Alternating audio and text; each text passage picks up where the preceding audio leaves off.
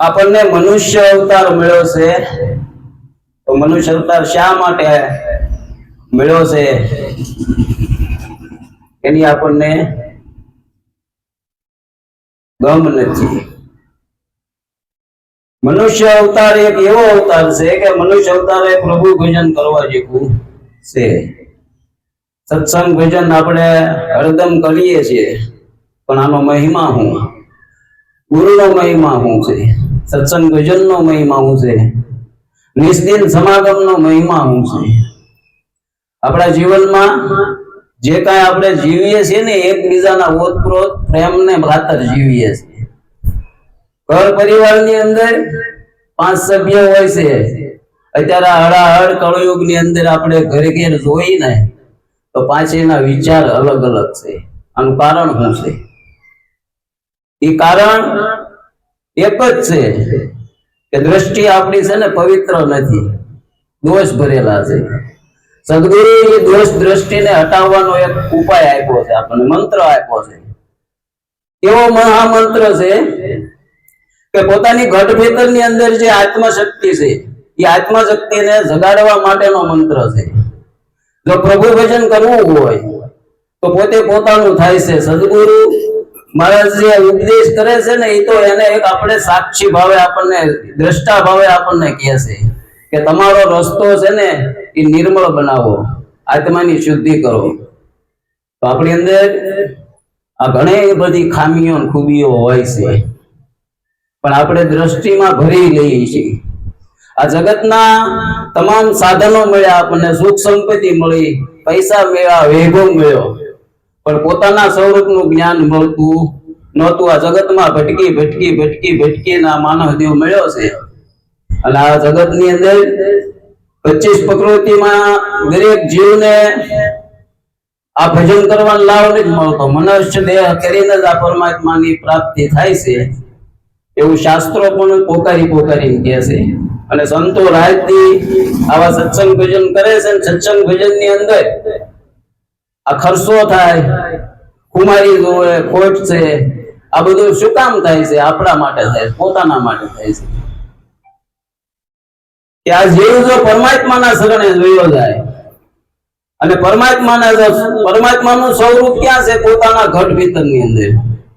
અને ઘટમાં જે બોલે છે ને એ જ પરમાત્મા છે, એવું સંતો સાક્ષી કરે છે કે તારા ઘટમાં ગોવિંદ બોલે, ઘટમાં ગોવિંદ બોલે, બહાર એને સીધ ખોળે, બહાર એને સીધ ખોળે રે જીવલડા, બહાર એને સીધ ખોળે,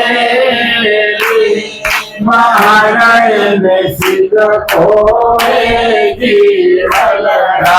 હારે તારા ઘટમાં ખાય હીરાની, હરે તારા ઘટમાં ખાય હીરાની, હરે એને ગોચવી જાય જ્ઞાની, હરે એને ગોચવી જાય જ્ઞાની. ગરીબી નહીં મટવાની, ગરીબી નહીં મટવાની રે જીવલડા, ગરીબ નહીં મટવાની રે, ગરીબી નહીં મટવાની જીવલડા. જો ક્યાં કીધું? સંતોએ ઘટમાં કીધું. દરેક સંતોનો એક જ નિશ્ચય છે, તારા પોતાના ઘટ ભીતરની અંદર પરમાત્મા છુપાયેલો છે. દુનિયામાં ગમે ના ભટકશો તો ક્યાંય પરમાત્મા મળવાનો નથી.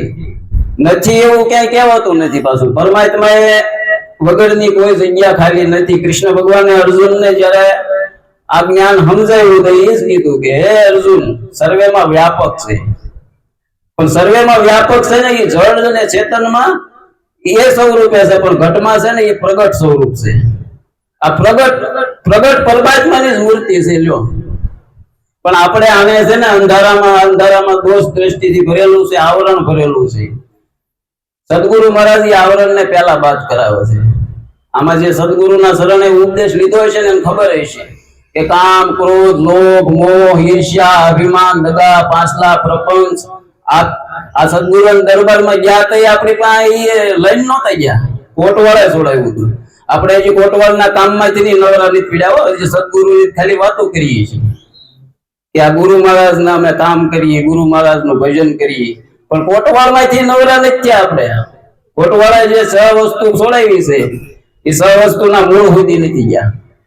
એના મૂળમાં જાય ને તો ખબર પડે કે આપણે આ શા માટે મનુષ્ય અવતાર છે. અત્યાર સુધી જીવન જીવા થાય છે, ગુરુ શરણે ગયા પેલા એ તો હરાયા ઢોર જેવું હતું. ઉભા ખેતરમાં કેમ હરાયો ઢોર હોય ને, આખા ખેતરમાં ગમે ને હારું પાડે ને ત્યાં તરત મોઢું મારે. આ દ્રષ્ટિમાં દોષ હતા. સદગુરુ કરાવવાનું કારણ આ છે કે પોતાનું જીવન પવિત્ર બને અને નિર્મળ બને, નિર્ગુણ બને, અને આ મનુષ્ય અવતાર કરી પરમાત્માના ભજન કરી અને મોક્ષના દ્વાર સુધી પહોંચાય છે. તો મોક્ષનો દ્વાર ક્યાં છે? ગુરુ શરણમાં છે. ગુરુ શરણ ક્યાં છે? કે પોતાની અંદર જે મોહ દ્રષ્ટિ પડેલી છે, મોહ થાય છે, ઈચ્છાઓ જાગે છે, ઈચ્છાઓ ને તૃષ્ણાનો જે ત્યાગ કરે ને એ મોક્ષના દ્વાર સુધી પહોંચે છે. એવું શાસ્ત્રો ને સંતો પોકારી પોકારી કે, પણ આપણો મોહ કેટલો છૂટ્યો. આપણને જરાક ખાવાનું આમ તેમ ઘરમાં બન્યું હોય ને ત્યાં તો ધડબડાટી બોલાવે નથી આવતું. આ રસ લેવા પીડ્યો છે, વિષયોમાં પીડ્યો છે. આ જ્ઞાન ઇન્દ્રિય, કર્મ ઇન્દ્રિય અને 11મું મન, આ 11 એકાદશી. આ એકાદશી જેને બનાવી છે ને એના પછી ઓલો ભૂખ્યા રહીને એકાદશી ન કરવી પડે. શરીરની અંદર ટાઢક થાય, પોતાનો જીવ છે ને એ સદગતિમાં જાય એવું સંતો કહે છે. પણ આપણે પરમાણ સાથેની વાત ગુરુ મહારાજ કહે છે. એને ઈશ્વર મહારાજની નિખાલસતા હતી ને એનું સ્વરૂપ હતું, એનું નિર્મળતા હતી ને, જે એને સ્વીકાર ભાવ હતો, કોઈની હારે રાગદ્વેષ નહોતો. હું તો ઘણા સંતોને મળ્યો છું, ઘણા સંતોને જૂના પણ બહુ જોઈને એને મળેલો છું, પણ ઈશ્વર મહારાજની ક્યાંય ફરિયાદ જ નથી. બોલો, કોઈ એવો સંત નથી નિરાતની અંદર મારી દ્રષ્ટિમાં કે એની ફરિયાદ ન હોય એવું. ઈશ્વર મહારાજ એક જ છે કે એની ક્યાંય ફરિયાદ નથી. તો આપણી ફરિયાદ જ મળતી નથી. કાંઈક ને કાંઈક આવેલા ભાઈ આમ કરે, ફલાણા બેન આમ કરે, ફલાણી આમ કરે, ટીકડું આમ કરે. ભજનની સામે ધ્યાન રાખો. ભજન કેવું નિર્મળ આપણને ઈશ્વર મહારાજે જ્ઞાન આપ્યું છે. જોઈને તારા વિરાટ સ્વરૂપની અંદર આ સર્વેમાં વાલો મારો વીરસી રહ્યો છે. આ ગદગંગા છે ને આ ઈશ્વર મહારાજનું સ્વરૂપ છે, આમાં બીજું કોઈ છે જ નહીં. એવી દ્રષ્ટિ થાય છે ને તો ભજન આપણું શરૂ થાય છે. એટલે આપણે પવિત્રતા લાવવાની. દેખાદેખી એકબીજાનો આ કહે છે, ઓલું આમ કહે છે, ફલાણું ઢીકડું, એ બધી માયા છે અને એ આપણું બંધન કરતા છે. તો મોહનો જો ક્ષય થાય તો મોક્ષ થાય. પણ આપણો મોહ કેટલો ટળ્યો, હજી આપણને અદેખાઈમાં પડ્યા છે. કોઈકનું સારું જોવાઈ નથી શકતા, કોઈકનું સારું સાંભળી નથી શકતા, આ બધું પડ્યું છે.